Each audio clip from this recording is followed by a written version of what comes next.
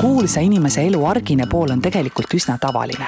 Ka kuulus inimene käib poes, ka kuulus inimene võtab bensiini ja kuigi seda võib olla raske uskuda, ka kuulus inimene viib ise oma lapse lasteaeda või soovib teinekord kaubanduskeskuses rahulikult aega veeta ja omale meelepäraseid kodutarbeid valida.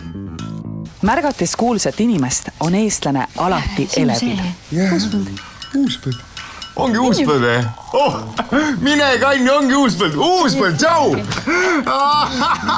Ehkki elevuse tekkimine on arusaadav, oleks mõistlik seda natukene tagasi hoida.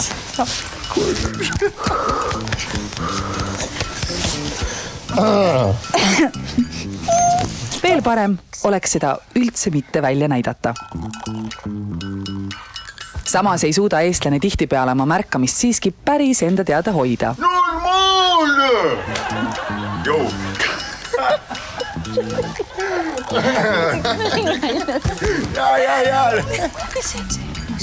Ja. Sellest veel hullem on otsene pöördumine, millele kuulus inimene ilmtingimata vastama peab.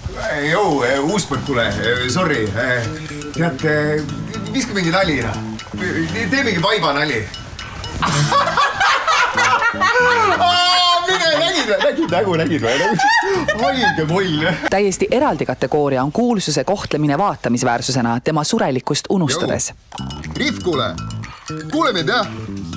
Kuule, tead, ma olen praegu poes, tead, see hald ära, kes mul on siin praegu. Uuspõld, kurat, jah? Uuspõld ise,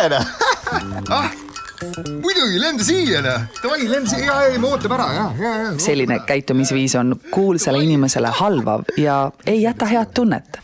Heaks taktikaks ei saa pidada ka salaja selfie tegemist. See ei jää tegelikult kellelegi märkamata. Et säilitada nii enda kui kuulsuse väärikus, on rangelt soovituslik tema kohalolekust võimalikult vähe välja teha. Ning kui on suur soov temaga pilti teha, siis seda ka kenasti küsida. Kas pilti võiks teha? No ikka võib. Ja seejärel viisakalt lahkuda. Aitäh!